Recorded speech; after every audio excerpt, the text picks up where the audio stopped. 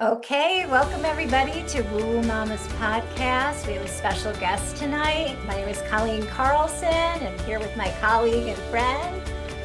I'm Gina and we are here today with Dan Crisafulli. And he wrote a book called Death Positive. And before I say anything else, I'm going to say he is my cousin. We are blood. So we're really excited to have him on. And he is going to talk about his book, and we're going to get into the nitty gritty of why he wrote it. And it's a very interesting read. So I'm going to hand it over to Dan so he can introduce himself and start telling us and sharing why and how this book came about. Yeah. All right. Thank you. Happy to be here. Thanks for having me.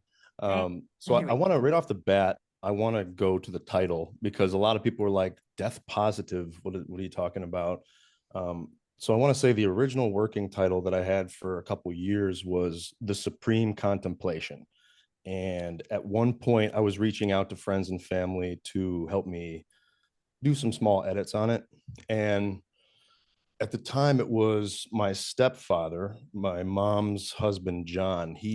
He said, it was great the way he said it. He's a real honest guy, real cool, kind of grounded guy. And he's like, the supreme contemplation. He goes, forgive me, but it's a little pretentious. And I said, you know what? It is. Because I'm open to the criticism. That's why I sent it out in the first place, And I was open to the criticism. And I said, you know what? It kind of is. And there's a quote in there in the first chapter or so about the Buddha allegedly saying that the contemplation of death is the deepest and most supreme. So I was like, supreme contemplation. Yeah.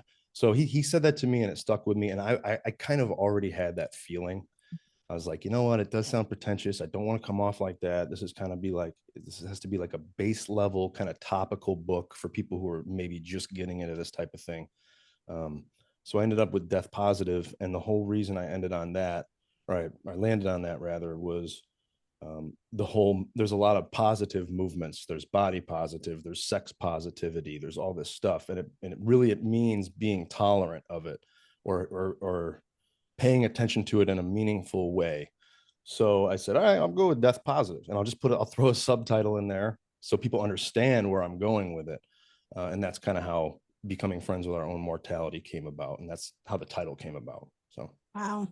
Yeah. That's beautiful. Yeah. So the first thing I pick up from you immediately is that you have a deep intuitive sense, right? So yeah. And sometimes we don't even know that we have that until we have death in front of us, right? Whether it's the death of a relationship or a person or our career or what we have imagined and fantasized about our life, and then it takes a totally different trajectory. Yeah. So were you always intuitive? I mean, before you had this experience, and we'll get into the experience. Yeah. Was I always intuitive? I don't think so. I kind of categorize myself as a as a douchebag back in college. I was kind of a tool, I guess, for lack of a better word. I mean, I did anabolic steroids. My life was the gym. Like I was that type of thing. And what really, I feel like my life path was going, the trajectory wasn't looking too great if I had continued with that. And I say this again, I say this in the book, and I kind of mentioned I don't want to offend those who grieve the death of my father or anything like that, because obviously I grieve it too. But I feel like his death happened for a reason in my life, and that the time that him and I got together on earth was perfect for both of our souls in some way. And that it caused me to fall off of that original trajectory where I was becoming, I don't know, a less than appealing person, so that's kind of where everything changed. So then after that, my intuition kind of kicked in, and my intellect kind of kicked in, and my spiritual knowingness, or whatever you want to call it, sort of kicked in. But to answer your question, kind of wrap it up, before his death, absolutely not. No, I was not tuned into anything like that. No. Yeah. So Wow. would you call this this experience, okay, losing your dad? Would you call it, sort of like that waking up, that awakening? Would you call it dark night of the soul? Do you look at it as sort of a pivotal moment, or did you have to process to get to the pivotal moment? Do you know what I Yeah, mean? Yeah. absolutely. So his death was the awakening. Okay. Well, the awakening was a process. It wasn't all one moment, but the dark night of the soul certainly came 2 years or so after, Okay. uh, which it was like a delayed depression effect or something like Mhm. that led me into that. Yeah. Um, and 2 years after that, was still living at the house. You know what? Let's change that. Let's change about 4 years. It was really delayed because I was still living in Oswego, New York, at the house, like his house. He had given it to, he left it to my brother and I, and we stuck around until 2012 before we headed west. But there was no one moment, but it definitely started to unlock over the next 5 or so years. It still is. I mean, it Yeah. still is for sure. So, but that was definitely the catalyst, without a doubt. Yeah. Yeah. Mm-hmm. Yeah. And so to talk about it from the standpoint of the title, okay? Mm-hmm. If we were to stop right here, um, that's that's like a portal, right, Gina? I mean, we talk about portals like opening the heart chakra, like becoming aware of ourself, right? Of Yeah. journey. And everyone, on the path along with us is for us, right? All these situations are for us, for our becoming, right? Right. And so, I mean, that's what it sounds like to me if I were to interpret it. It was sort of the becoming of Dan. Without a doubt. Yeah. Yeah. Yeah. And it's funny because I find this with so many people. You have to, the people that really have these spiritual awakenings, they have to go through a darkness first. It seems like they go through a dark time. Some of them more severe than other people, but it's amazing to me how people can just open up, just because I see it with people that I work with, that come in to see me. And it's almost like, this aha moment that you get when something horrible happens. And I also find that there's people that kind of go in the opposite direction, but it Yeah. looks like you were open to wanting to understand it a little bit more. Yeah. More than anything, I wanted to understand it Yeah. because, as you know, he was a big personality. And Yes. for me, I got 21 years with him almost nearly every day.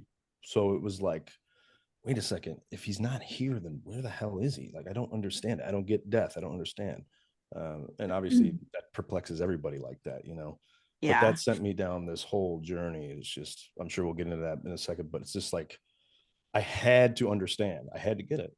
It drove me nuts. I would sit there. It's interesting you're saying that because I will share with you. I mean, you're his son, okay? Mhm. So as his cousin that grew, we grew up, we saw him all the time. And he had a very big personality. Mhm. When I found out that with his diagnosis and everything, it was shocking. Like the entire family was just in shock. Like, this can't be. Mhm. And then when we knew that it was going to be the end, I couldn't wrap my head around it. Yeah.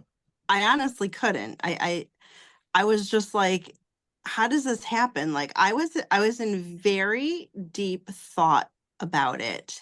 And so I know exactly what you're saying, that you were kind of like led to this, you were sort of led down this path to find the little Mhm. breadcrumbs and stuff. And Mhm. because I just know how I felt and everybody else felt it. And it was just sort of like, did that really just happen? Yeah. It was, It and yeah, very quickly showed me how much of the the glue that held a good portion of the family together, at least in the immediate family area in the hmm Oswego, New York area. It was like everybody was like, what do we do? What do we do? We hmm had Uncle Dan coming out from California trying to wrap things up. We had people were clueless. People were talking about this and that. It was just like, what do we do? I yeah. don't know. So which is not, I have to say, like not really typical, right? Because usually it's like, there's not like usually one person that's kind of the glue, right? I Yeah. mean, there's Right. there, and especially if he died young, which he did, right? So that even more so. And then to have such a presence, Mhm. right, in your life, especially because you were still living at home, right? Yeah. Yeah. And now that presence is gone.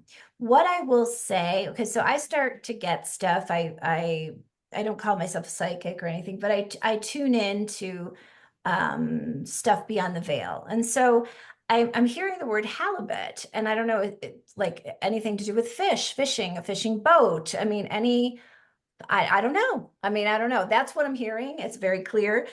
Um, and what was the other thing I was just going to say? See You sure this? it's not on the hell with it instead of Oh, halibut? oh, would he I don't know. say He that? said that a lot. The hell with it. Yeah. Oh, okay. Could be. I don't know. That could be it. I mean, yeah, because it was like very clear. It was, and so in other words, let me say this. And I want to show everybody your book before. Yeah. So there will be a link. Okay, I'm doing a little bit of a commercial break here, but there will be a link. I highly recommend it. It's like it's quick, but It's then a good read. It's it's a a good good read. reading. You're really articulate. You really have a good, I love when I don't know a word and I Yeah. have to go, or a phrase, and I have to go, oh wait, what does that mean? Yeah. So it's, you're an articulate writer, but you also express like I'm there with you. Like I understand what you're saying. And so and the feeling of it, I can tell that you were, before I met you, I was thinking he's really intellectual, very intellectual. So that's like self-examining, also being observant of the world around you. Yeah. Um, which is highly spiritual, Mhm. right? Yeah. So you're tapped in to be able to channel that and express that. Yeah. What I want to say, and then I want to get back into the book and your story, is what I and Gina can attest to this too, and probably you as well. I don't know for sure, but it is a transition when people pass. It is a transition to another, I'll say, dimension, another dynamic. Um, the spirit, the soul, these are the only English words I know Mhm. to describe it, can still communicate. It can still communicate. I mean, I'm clairaudient, so I will hear. Gina has signs all over the place. Physical signs show up in her life, like I mean, random stuff, right? That there's Yeah. no way, right? No. So, so No. they have the ability to still connect, still communicate, still love, Mhm. Yep. still care, still be present. I mean, and it's fascinating, right? Because then you're like, oh, well, that's a ghost, or that's just your imagination, or but I sit with people and their people come through. I don't know their people, Mhm. right? And their people come through. And it's real. Like I'll smell the cigar and it'll be like, oh my gosh, that's my dad. Or I'll see flannel and, a flannel shirt or a farm or, Mhm. whatever. And so they know how to communicate in the physical realm, even as they've transitioned. They Yeah. do. Yeah. Yeah. They Mhm. definitely do. Yeah, I had Dan, I think I told you this. It was either you or your brother I told this to. I had a dream. This was, a few years back about your dad. And I'll tell you what, it was very it actually gave me a message because this is when my father was alive. Mhm. And he had to get some testing done. We were very worried. His health was declining from what he had already had. And his doctor scared the crap out of us because she was just like, don't go to California. Because him and my mom were planning a trip. He had to have some scans done, and they were concerned he had some cancer. Mm. And so we were a wreck, like crying every day. And I went to bed one night and I had a dream that I was with my dad and we walked. Everything was dark. I could just see a door and I could see light shining through where you open the door. And I opened the door and it was your father, all of the dead uncles. Okay. It was your father. It was your grandfather.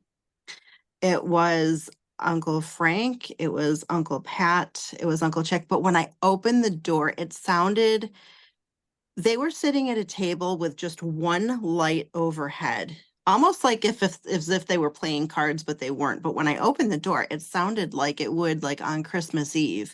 Yeah, it was yeah. chaotic and loud and, people talking.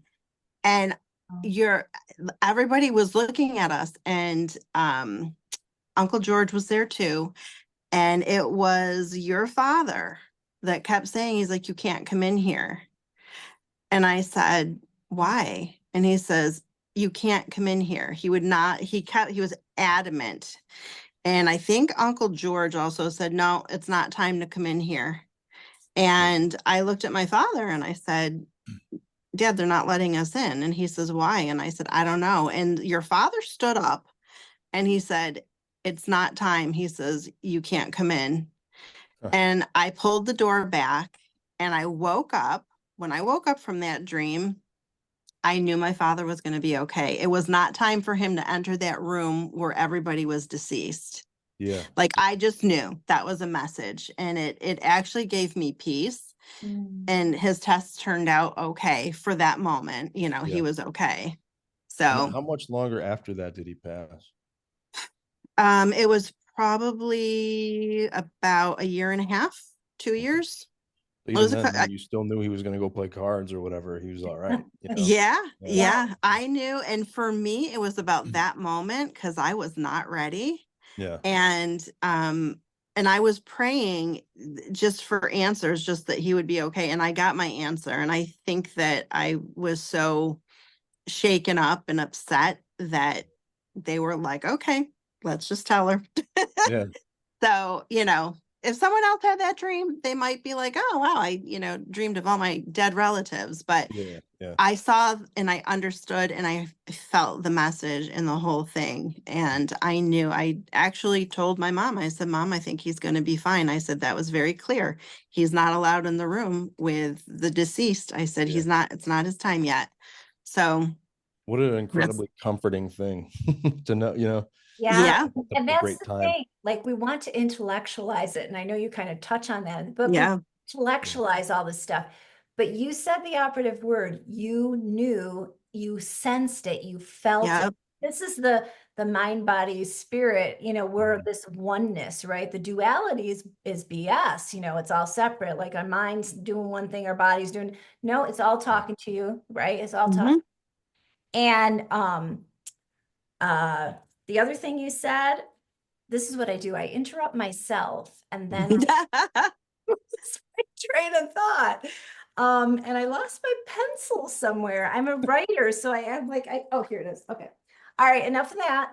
I'm being Carol Burnett right now. I'm sorry. Okay. All right. We love Carol Burnett. I know. So I lost my train of thought. So you have the floor. It's okay. I can expand a little bit. I feel like since your dad passed that there has been, like, I feel like there's been a few occasions that he has definitely like showed up. One of them it was right after he passed, like we hadn't even had his funeral yet.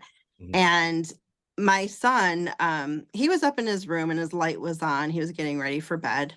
And I was down I was in my husband's office and I was on the computer, and it's when your dad's obituary came out, and I, obviously just opening the page so that I could read it. I was all by myself, and in shock and just like broke down the minute his picture came up. And I said the words, "Oh, David, I can't believe this." And my son immediately started, "Mom, Mom." And I'm like, "What the heck?"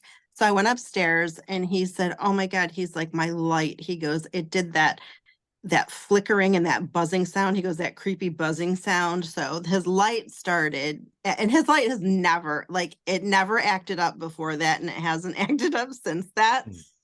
It was that, and when I got in there, it started surging again. And it was that, what you see in the movies, Yeah. It was crazy. So there was that. And then what was the other one that I was going to tell you? Oh, it was a quote dream, but I'm not sure that it was a dream. Me and my mother had the exact same dream the same night, where we swear our phone rang. Like, we were, even though we weren't like fully awake, it's like we were awake and the phone rang, and we heard David's voice on the other end. Like, I could hear, I was a man's voice, and I'm like, "It sounds like David." And he was telling me, my phone call was telling me to make an appointment, like to go see my doctor. And of course that flipped me out. I'm like, "Oh God, what does he know?" But I was kind of like, I wasn't worried about anything, but there was something going, I can't even remember what it was that was going on with me. And I made the appointment because of that incident. And when I told my mother about the phone call, she's like, "Gina," she goes, she couldn't believe it. She said, I got that same phone call. We had it the same night. Huh. Oh my And God. it sounded like your dad on the other end. I'm like, "Oh my God." So it So was a voicemail, or you picked it up? it wasn't voicemail. Dan, I was in bed. Mhm. It Oh, so was the like whole thing I was I see. dreaming, I see. Okay. but it didn't feel like a dream, if that makes any Yeah. sense. Yeah. It's like I was in a dream state, but it felt like I was having a communication. And Right. I think what it ended up being was just him saying, "Just go, so you know that you're fine," because Yeah. I was fine, Oh, yeah. Yeah. Um, but it was weird that my mother got the same thing, the same exact night. She That is said, weird. "Gina," she goes, "I swear somebody was calling me on the phone." Mhm. Wow. So So yeah. the dreams are a portal, right, for communication. Mm-hmm. You Mhm. can communicate with source. So if you're struggling with something, you can ask your dreams for help. But like in our dreams is when we're going to see the people who pass. They come to us in that state of consciousness that we're in. Mhm. And then also the phone and also the computer. These are all portals. Like they're opening, Mm-hmm. right, to it. Yep. And so the phone, I mean, I've had people who have passed literally call me on the phone and I'm talking to them on the phone and Mm-hmm. they're gone and I'm on the phone Oh, and they're telling me a message, which is always the sort of the scenario, right? They're Yeah, giving that happened after my father died too, with my mom and thing. me, the telephone. Yeah. I thought she called me back, and she's like, "I have been sitting in the kitchen." She was working on, so she goes, "I did not call you." I said, "Mom, but your number is right here." And so we thought that she called. I had just gotten off the phone with her. Then my phone rings again. It's her phone number. And my son picked it up, and it was all like that static on the other end. yeah. Yes, woo, Oh yeah. yes. And so he hung up, and he's like, "I don't know, Grandma's phone's not working. It's all staticky." I said, "I just hung up with her." So I called her back, and she's like, "I didn't call you." I said, "Well, you did." I said, "It's right here." I said, "Chris said it was staticky." And she was like, "Gina," she goes, "I did not call you." So she was like, I'm sitting in my kitchen doing some paperwork. And she said, "It's so weird you're saying this." She says, "Because my phone receiver is in my bedroom." She says, "And I swear I heard talking in my bedroom." Oh my God. It's, Yeah. yeah, you can't make this stuff up, No. No, Dan, I'm really curious. Do you have any incidences of communications with your dad or anyone? You know, I don't when it comes to the physical, like a phone call or seeing a light flicker. It all seems to happen in dreams for me. But, I will say that dreams are one of the most profoundly underestimated and misunderstood phenomena that occurs in human life and human consciousness. There's like there's droves of scientists and things trying to explain it away, really, with material terms and this and that. And I just think that's a horrible, we're barking up the wrong tree when it comes to dreams and sleep too. There's something mystical about both of those things. And, not to jump the gun here, but I'm beginning an outline for another, like, much shorter kind of short book, but it's all on hyper focused on dreams and sleep.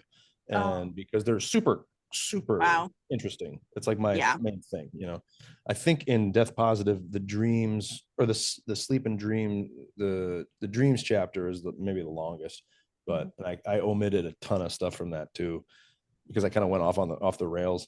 But there's a lot to write about with it. It's just the most fascinating thing. Sleep and dreams. I mean, you go to sleep for just a quick thing. It's like you go to sleep and you are time traveling. You're blasting the constructs of what time is, to you, at least, to your consciousness. You just wake up and like, what, that was 8 hours? That was 6 hours?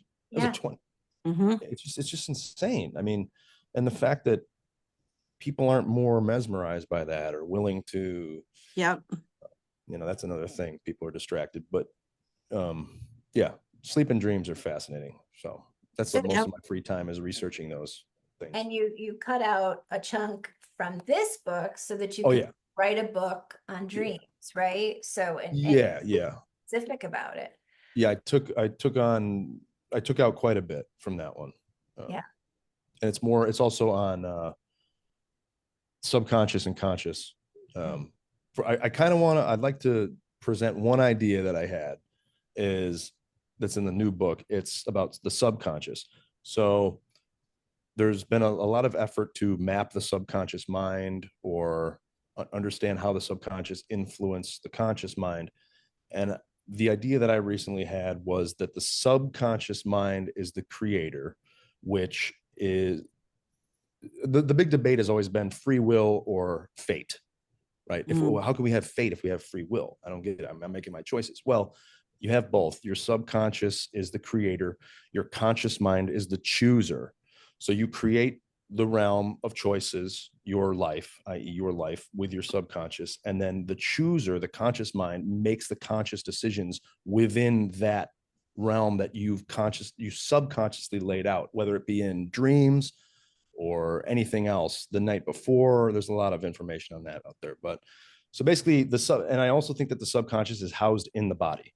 I think that the subconscious is housed in the DNA. I think that DNA is a crystalline holographic structure that comes in and out, phases in and out of material reality and then into other dimensions. And it holds our ancestors' thoughts and experiences, and everything passes through us, through the genes, but it's also a subconscious holographic crystalline structure. It's a mouthful, but that's kind of the idea I'm running with right now. Well, and that can dovetail into the pineal gland, right? And how we and the crystals that we have between our ears, I mean, all of that could actually be the physical place where that is. Oh man, I love this. I know. I mean, we could literally go on all night. It's crazy. So I'm curious, because I feel like this sort of like collides with all of this stuff. What are your thoughts on manifesting, like creating your own? Do you believe in manifesting and that you can create your own reality? I do, but I think a common misconception about manifestation is that it's done with the conscious mind. I don't think I can sit here and say, I already have all the money I need. I already have all the money I need. I don't think that works like that. I think that it's done. Well, most people say you need to feel it. And if you know what that means, then it's in the language. The clue is in the language. If you feel it, then it's in the body. Again, the body is the subconscious creator.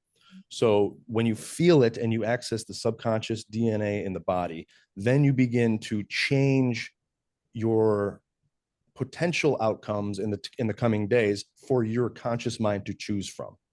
Right. That's how I think manifestation works. Okay. Yeah. That's my thing. Yeah.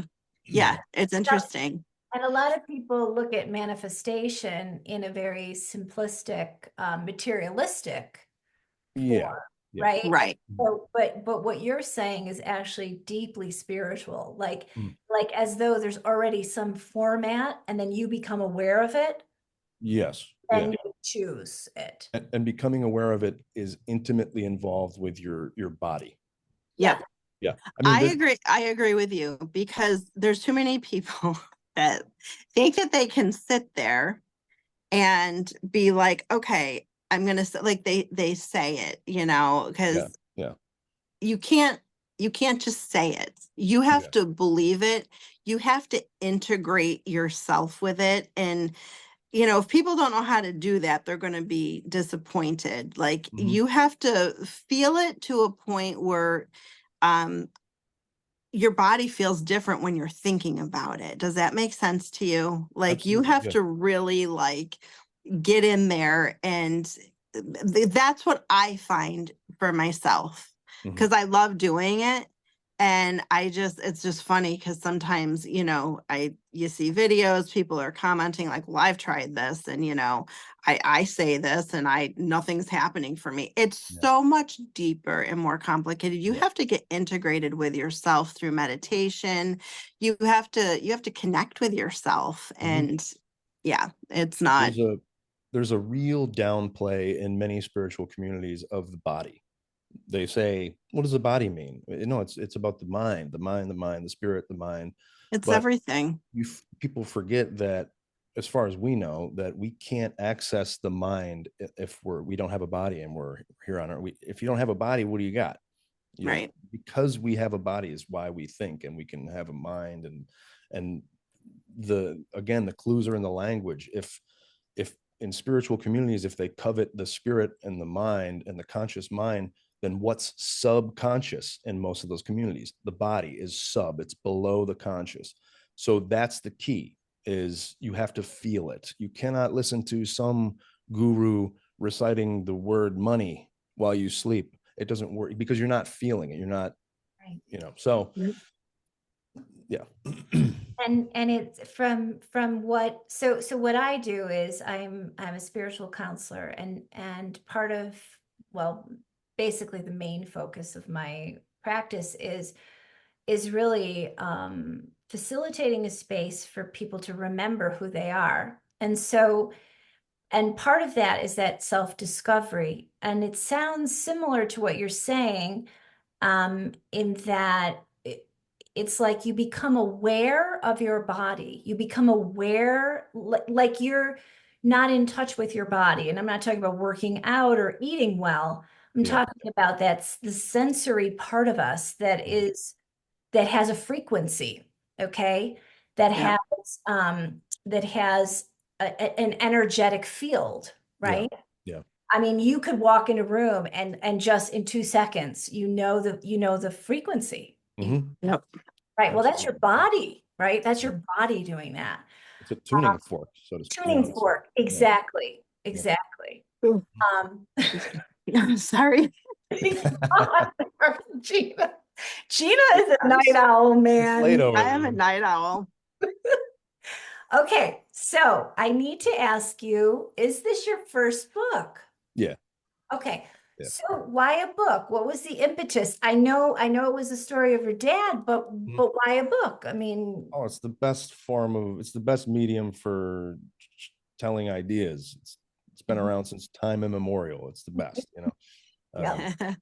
So, and I read a lot, and I'm like, I want to have something that I made on the shelf next to all this stuff that I enjoy so much. So that was my, So Dan, you did some stuff in there, talking about different cultures and the different, is there anything that you want to expand on? Is there anything, what did you find the most was there any particular culture that you found really interesting that might have had a different perspective on all of this, on death? Because every culture does handle death differently. Yeah. I think that Tibetan Buddhism was one of the most profound ones, because I read the Tibetan Book of the Dead in 2017, and Mhm.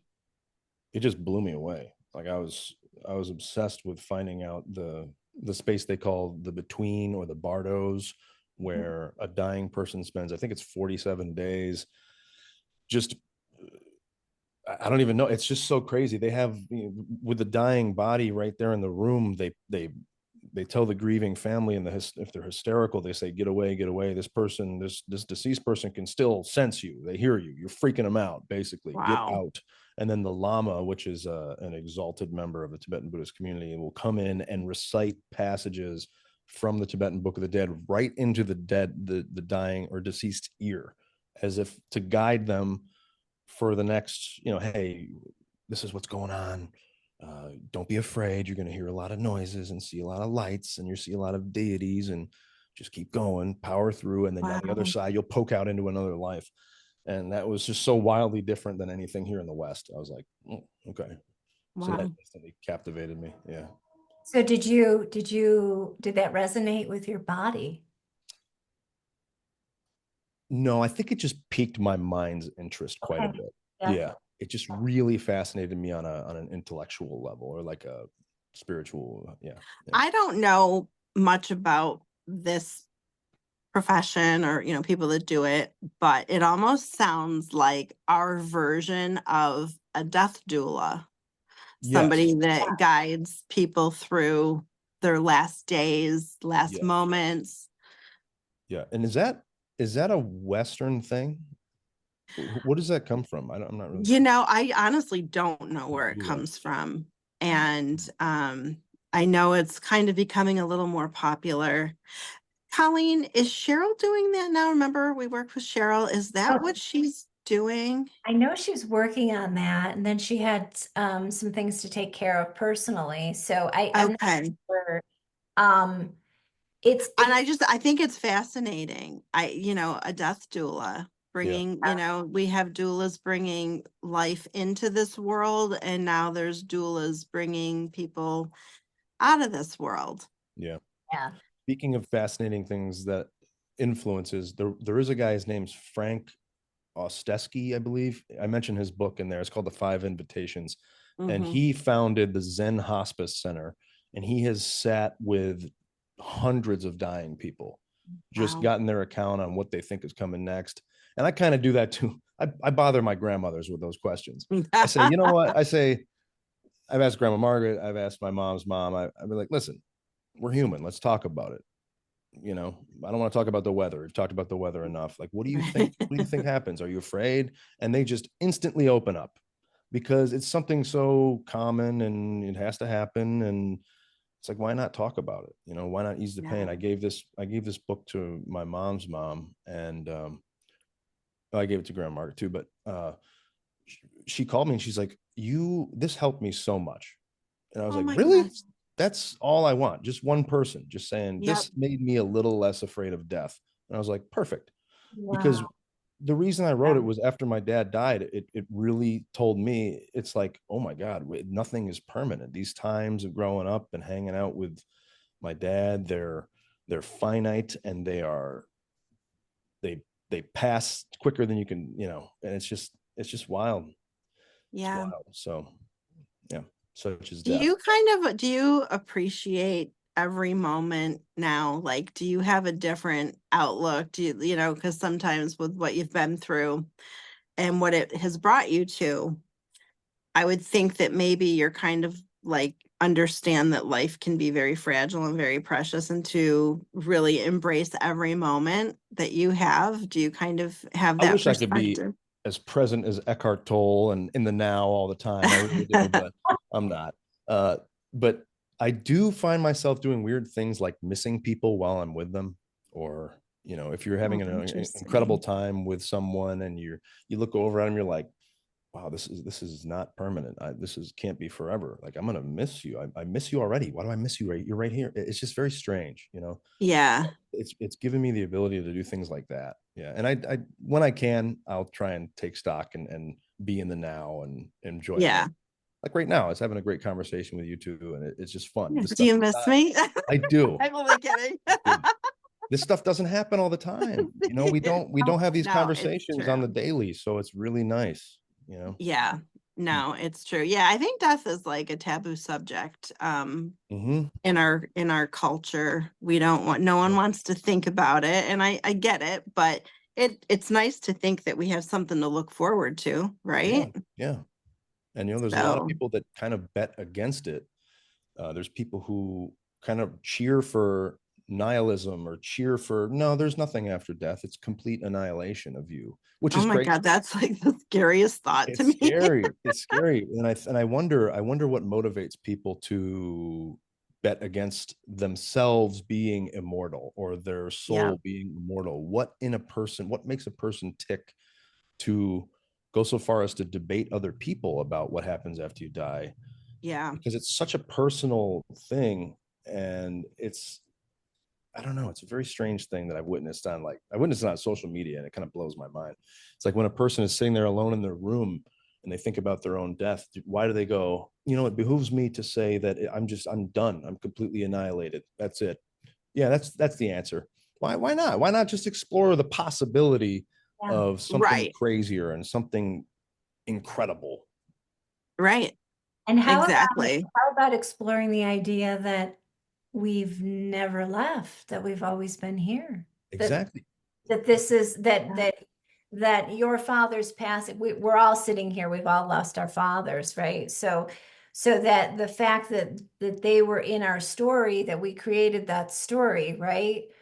And it's all for us, and it's just a continuum, and it never ends. Like there's no ending, because we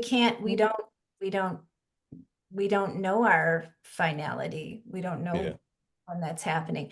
I remember years ago, somebody had interviewed Sting, okay? And he was getting up there. I think he's like 73 now or something, but he was like 60. I think he had turned 60, and they were like, oh, time to bring it. Yeah. Look out, reining in. Come on, Grandpa. And he talked about death very openly. Okay. I mean, the guy's a poet, right? And so and one thing really struck me, and so this is like 13 years ago or whenever, and I think he turned 60, and he said, I hope that I'm well all the way until the end. I want to experience dying. Wow. And that really spoke to me because basically, and this is a bit controversial, basically the systems that have been set up, okay, the medical systems and so forth, I mean, basically they euthanize a lot of people. They wouldn't call it that, but put people out of pain. My sister-in-law was an unofficial death doula. She worked with people who were dying and passing and in hospice. And she's deeply psychic and spiritual. And she would do what the Tibetan, I don't know if she knew what she was doing, but when you said that made me think of it. And she would sort of speak to them like intuitively, just to let them know it was all okay and it was going to be okay. Yeah. And I thought, how interesting that, that, like you said, people will shut themselves off from that. And that to me represents, someone who, Gina might agree, their heart chakra is closed. They're not in touch with that frequency. They're not too afraid, okay, for one, right? Too afraid. So in other words, Sting doesn't want to be euthanized. He wants to just kind of feel it. To feel it. And I think that sometimes some of it comes from people. I don't know. I just find that so many people want to tie everything in life to religion, including death, because saying that you're going somewhere means that, oh, well, there might be God. And some people don't want to acknowledge that too. And I think that that's part of it. It's instantly polarizing. They'd rather just say, no, I'm not going anywhere, and it's going to just turn all black and I'm done. Okay. So. Well, and that may be that may actually be their reality. I mean, who really knows, right? I don't True. know. Yeah. Yeah. I mean, Yeah. I You mean, don't know. yeah, I mean, I don't know. Maybe they will have a dark night of the soul. Maybe they will be transitioned while they're having Yeah. that, as Yeah. um Yeah. so It's funny how we all have these different thoughts. Dan, okay, so you're not on TikTok, but No. Dan used to do something. So you're off of TikTok, Dan? I deleted I think you're going to reference the stuff You that I had deleted it. a little I bit. loved when you did that. What he used to do is he would walk around, like just go downtown or whatever, and pull people aside and ask them what their thoughts were about death. I loved that. The street interview format was The hot street when I was doing interview that. Yeah. Yeah. was, I mean, on camera, it looked like people were receptive. Did you have a lot of people that were not Super receptive. receptive? So I was walking around the Santa Monica boardwalk area with Marissa. Mhm. And Marissa and she was filming, and I had the microphone. And we were blown away. At people were like, "Oh yeah, absolutely." They're out shopping, having a Yeah. smoothie. Yeah. Hey man, what do you think about death? Hey, and it was great. We got some great answers. And you know what the crazy thing But is? some of the answers were really cool. Exactly. We got 15 people, and none of them were the same. Yeah. None of them. Yeah. It was wild. It was great. You But should do that again. I know. why did you stop? What was Oh, I the got lost in the algorithm, blown into oblivion, nothing. So I was just like, this doesn't feel fruitful. I don't feel like it's worth my time, which is Yeah. silly. Maybe I should just keep doing it and I'll get turned into something, but I don't know. Or maybe just on a different platform, Yeah. Yeah. your own platform, Yeah. just the Dan Crisafulli platform. Yeah, why don't you do a death podcast? I had another podcast years ago. It was the Esoteric Lounge, and it was all about esoteric subjects and occult and things like that. But my YouTube channel that I plugged, I've got a couple short videos that I've kind of started doing that kind of stuff again. I saw that. I didn't have a chance to look at them today. I didn't see that. Okay, I'll have to check it out. Yeah. One of my favorite subjects, I can go off on a tangent, but one of my favorite subjects is called occult anatomy. And there's a video on my YouTube channel about that. And it's essentially that the Constantine, one of the Roman emperors, created a Council of Nicaea back in 325 AD, and he took what the esoteric Christian sects, they were called the Essenes, they knew this knowledge about the human body. He took these processes in the human body and assigned them human names: Jesus, Mary, Joseph, etc., whether it was glands or processes. Yes. And that's how religion came about. It's actually, the entire Bible is an allegory alluding to the human body. And I don't, that's that's when you get religion, it's a polarizing thing. And I don't want to insult anybody's beliefs on that. But that to me was equally as fascinating as Tibetan Buddhism. It was like, wait a second. Wow. Well, and the idea of beliefs, right, is really fascinating. Beliefs are they are intangible. And so I can believe, I'm going to look at this, my lighter here. I can believe that this has power, right? And you could say it's just going to light your candle. Like that's what you believe. So they're not things that people get so hung up in beliefs, right? Their beliefs are they are who they are what we, and that this belief that I have is my power, but it's not, because it's only in the mind. And so like to reference what you're talking about, which I absolutely love, and I think it's brilliant, and I'm so excited that I have this new thought. It's that the body, right? I mean, I never really thought about it the way you said it. The body is such a component of our communication, of our connection, of our response, right? And so belief is what? It's your thoughts. It's singular up there, just in that. And so many people put so much effort, stress, life, strife, murder, war, on beliefs. Yeah. It's just the mind. Yeah. Yep. Exactly. Wow. Yeah. Thank you. Thank you for that. I'm serious. Like I love expansion. I love, getting outside of my own, because we all kind of get into. And that's the problem with most people. Nobody wants to go outside the box. We've got this structure that we've all got to stay in. And then the ones who are willing to, everybody just wants to look at you. And why not? Like, why not look at all the possibilities? By the way, you're always ridiculed at first, and then eventually everyone kind of goes, wait a second. Okay. And then you get, you're good. We're seeing that now. Yeah, I'm sure, I won't say anything more. We're going to keep it woo-woo, Gina. Yeah, we'll keep it woo-woo. Yeah, always keep it. Yes. Yeah, that's our zone. That's our thing. So yeah, no, it's good to step outside. So the subtitle, because we actually did come here to talk about a book, but we actually, I'll tell everybody who's listening, we did talk to Dan before, and he said, wherever this goes is where it's going. So we may have to have you on again. More about the details of the book. You can't talk about this stuff and just stay in a straight line. It just doesn't happen. No. It's all over the place by its nature. That's it. Yeah. Yeah. So I love the subtitle. I love becoming friends with our own mortality. Friends. Why the word friends? To have an amicable relationship with death means that it's the objective of the book was to dissolve fear surrounding death. So there's nothing fearful about friendship.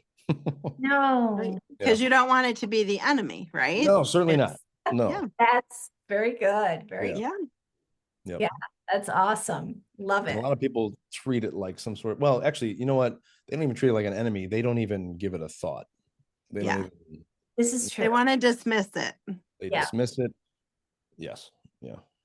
Which is scary to me, because it often means that when it shows itself in some way in their life, they are completely, example A right here, in my experience, it was, I wrote this in the book, I thought life was everlasting. I was a young, just partying, socializing. I didn't think until my dad was suddenly gone, smacked me and turned my world upside down. And I was like, well, I think it's probably a good idea to start thinking about this and I say this again in my book, it would treat death like a daily vitamin. Pop your magnesium, pop your vitamin D, think about death. Now go have your coffee. You know what I mean? Treat it every day. Every day. It's part of everyone. It's part of who we are. So yes. And the mirror image of that would be living life, right? Just living life. Oh, I love that. Yes. Yeah. And being open to the possibilities, because it sounds like you had a big shift. Like from how did you describe yourself prior to your dad's death? You were a douchebag. A douchebag. I was a tool. Which I don't pick up that frequency or vibration from you at all, right? So that's the shift. That's right. But look at what friendship with the mortality of your dad and your own, right? What it did for you. It brought you to life. Yeah. And sometimes, life is freaky when you get brought to life. It's pretty scary. You feel fully everything, maybe more fully than you want to, but again, that's why we're here. If you had to say, why are we here? It's here to just feel it all, the spectrum, So I'm going to ask you something that you may not even know the answer to. Okay. If nothing like that happened to your dad, he's still here on this earth with us, where do you think you'd be right now?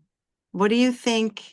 Who do you think you would be? When he was sick and he knew he was going to die, he told my Uncle Dan, I was very big into fitness. I mentioned I did steroids, probably the wrong fitness path, but anyway, it was a big part of my life. And he was in the process of scouting locations to help me open a gym with like a yoga studio up top and all this type of thing. I didn't know that. But after he passed, my Uncle Dan said, he was getting it together with some guy in Oswego. He was talking him to a contractor and getting it all together. And I firmly believe that had he done that, I would have been thrilled at the time. and would have never have gone west. I would still be in upstate New York. Yeah. And if that didn't work out, I would be following in his footsteps due to, you know, a little bit of nepotism at the plants out there. You know, it's like a legacy with his name. So I would have been an automatic in, and that would have been it. I would have been up there without a doubt. And would you still have been a douchebag? Yeah. Oh yeah. So he's like, without a doubt. Look what your dad did for you. That's what I'm saying is, yeah, it was a gift from my dad. And, you know, you guys talk to Ost quite a bit too. He would say that my dad's gift to him was helping him kick that addiction, and really it was a monetary thing too at the time. I mean, there was a little inheritance, and it allowed him to go to a clinic that was pricey, an ibogaine clinic that was pricey. Yes. So, I mean, these people don't give those ibogaine treatments away. It's not covered by insurance. Hell no. Nope. So, you know, you got to go out of pocket. Yeah. And my brother and I have talked a million times about that. Absolutely. Dad saw where he was and said, I have to go for this to happen. Wow. And some people may agree, some people don't, but you know what? It helps ease the sting of everything, and it reconciles and wraps up quite a few things in a nice package, you know. But like, how beautiful is it that you can turn and see deeper into just, instead, you know, he died and he left us and we're grieving.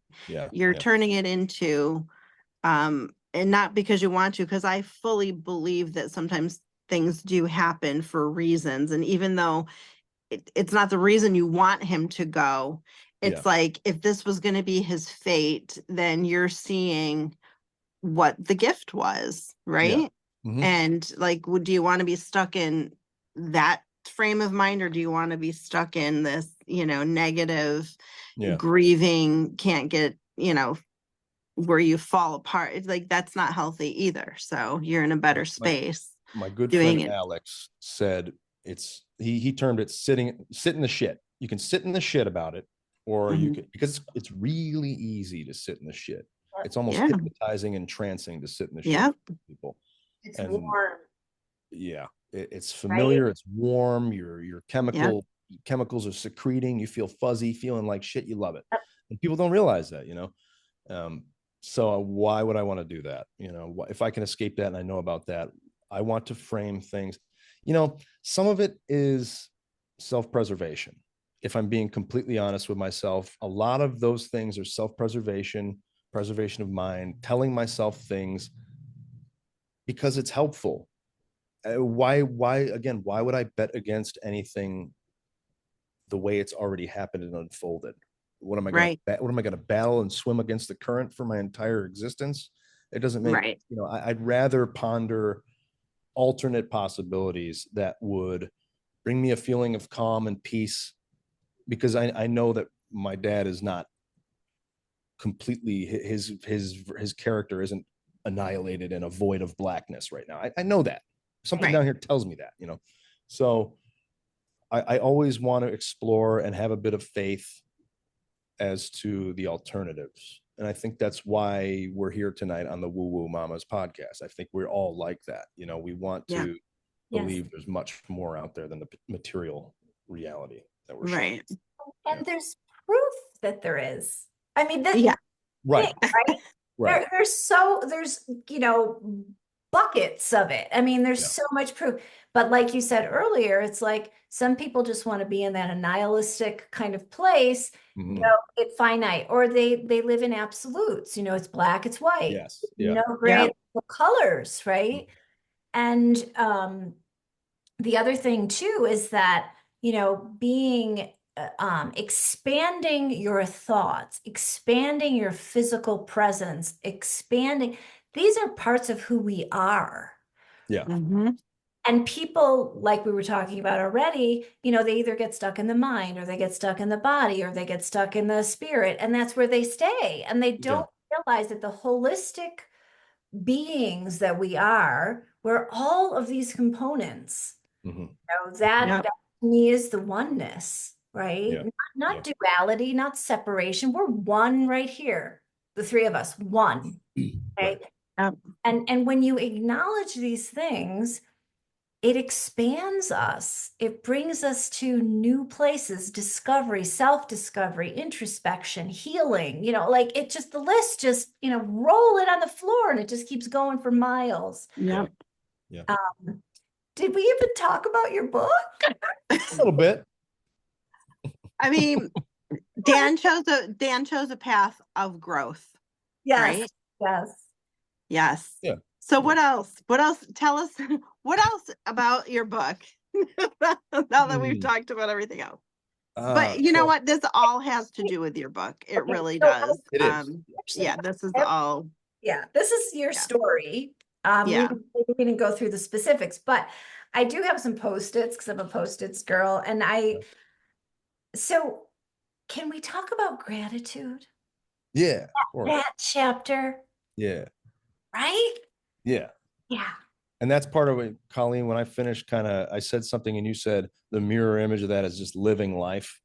I forgot what exactly I was talking about, but being grateful is living life and ultimately allows you to be okay with death. And I think that ties in a bit with regret for some people too.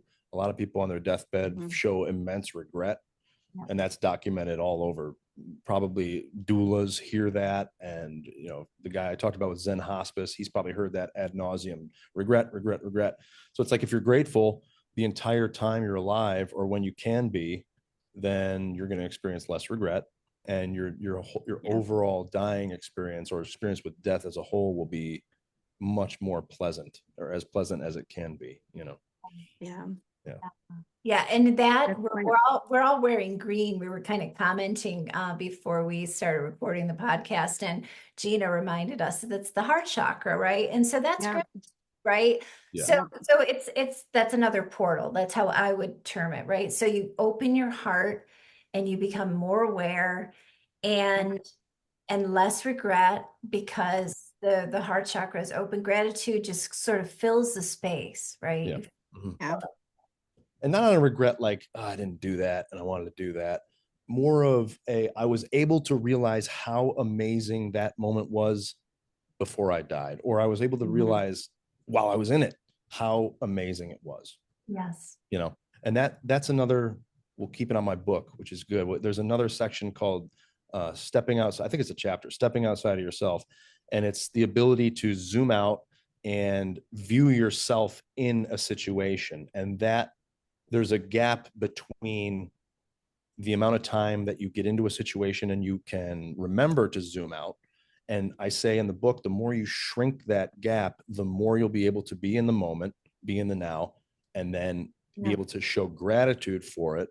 And then ultimately, again, it's kind of curbed at the time of your death. You've already fully soaked in all of the moments that you were a part of. So there is no regret staring to a stranger when you're about to die, telling them about all your regrets. Like, I can't think of anything more heart-wrenching than that right before you die.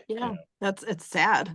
It is it's really sad, and it's not a way to go. So take it upon yourself to show gratitude more. It's as simple as that. And it's more than the thinking of it. It's an actual feeling. Experiencing it's a feeling, and you have to incorporate your body, or you're getting half the equation. That's it. You're 100% correct. Yeah. When the heart chakra is truly open and flowing, you can feel it. It's literally a state of being, and it's like, you're able to see beyond people and how they might behave. Like, if you have a day that you're encountering somebody, like somehow, some way you can see beyond their what they're going through, or just their veil. You can kind of see beyond it. You can see and understand maybe what place they're in, and it makes you want to throw more love towards them and compassion. And this is something that, like, you do have to practice it. You have to get into the flow in order to feel it. And I find that when I am in that flow, and we all have to rebalance ourselves every once in a while. We're human, life happens, right? But when everything about intention. Like intention is everything. And when you have the intention and you keep working on it and you keep this open, I find life goes a lot smoother and it's more joyful. Yes. You just live your life in more joy. Yeah. So yeah, you're right. It's like a muscle. You have to Yes. work it out. You can't just read an Instagram post that says just be more grateful. Go out there and put your shoes on that day and say, yeah, I'm going to start doing that from here on out, because you'll find that you'll be disappointed. You have to keep going, you know. Yeah. So we just lost Gina. I don't know what happened, but hopefully she'll come back on. Yeah. So we'll close with this idea. Okay, here she comes. sorry about that. I No hit worries. something. No worries. So can you see us? Because hold on. Oh, okay. There we go. All right, I'm back. So I was just saying that maybe we could close on this idea, and we can definitely talk about it. Did you have any kind of, I mean, I read your book, but for people who are listening, did you have any kind of faith or belief system prior to your dad passing? And then did you cultivate or gravitate towards a belief system since then? So before it was there was no active belief or anything like that. It was kind of, I was at the mercy of the family, I guess, growing up, which was Roman Catholic, most of it. Okay.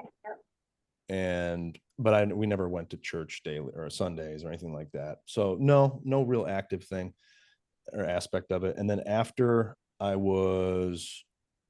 so there's a term called syncretism, which or really Gnosticism is a great one. I really took the Gnosticism because there seems to be a Gnostic thread that's woven into every world religion, whether it's major or even minor.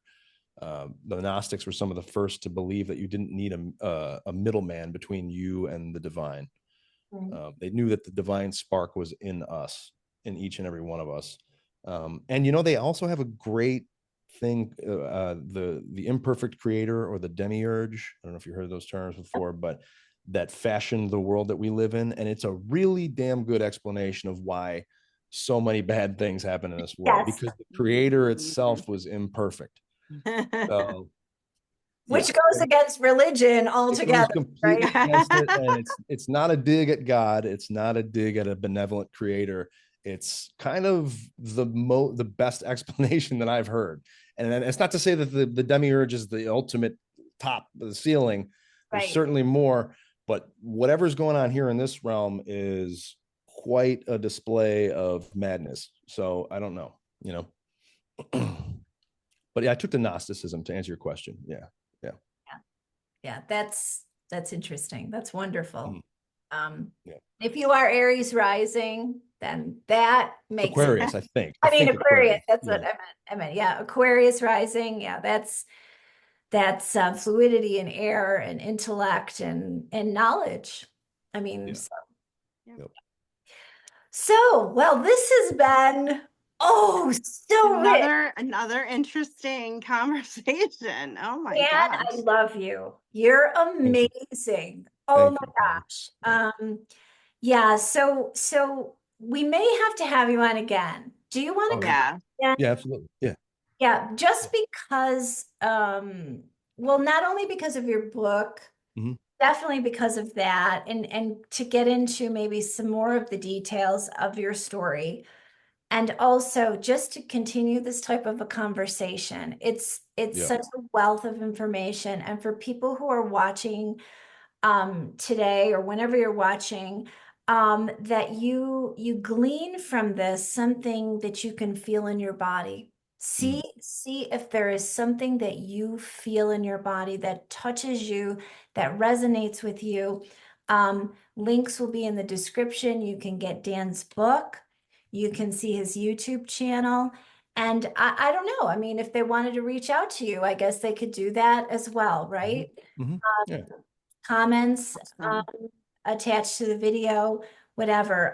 We'll all be looking at the. I'll keep an eye on the comments for sure. I'll be active in there if anyone wants to ask me. Yeah, that would be great. Yeah, if anyone has anything to say, any comments, Dan will be happy to answer.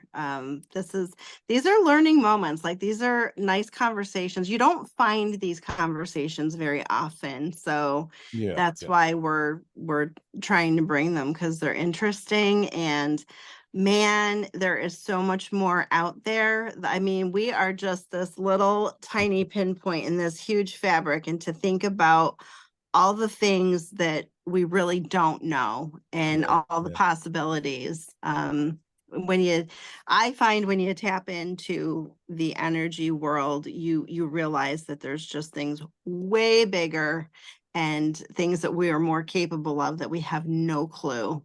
So so it's nice when we connect with people that get it, we like lag onto them. Yeah, that's what I'm saying. If you guys want to have me back on, I'm absolutely. Love it. I think one of these days, Kolein, I don't know, what do you think? I think we should have the brothers on. Oh my gosh. Together. Oh, yeah. Oh yeah. Okay. This feels good. This is good. Yeah. So in closing, Dan, is there anything you want to say before we wrap that up? Oh man. Yeah, thank you for listening to me ramble, and I hope somebody got something out of it. It's kind of the point, is take what you want and leave the rest. And if you happen to see this mug in the grocery store, bring something up like this to me, because we need more opportunities to talk about deep stuff. I want to go up to somebody and look at the apples and say, hey, what do you think about God and death? And that's how it should be, at least. But I agree. Wow. I agree. Could you imagine? Boy, the whole place would be lit. We'd be loving on each other and just sipping tea and fires. And I'm ready for it. Dan, thank you. Thank you for joining us. It was so good being with you. Thank you for having me on. It was a lot of fun. Great conversation. Thank you, everybody, for joining in on WooWooMommas podcast, and we'll see you soon. Take care.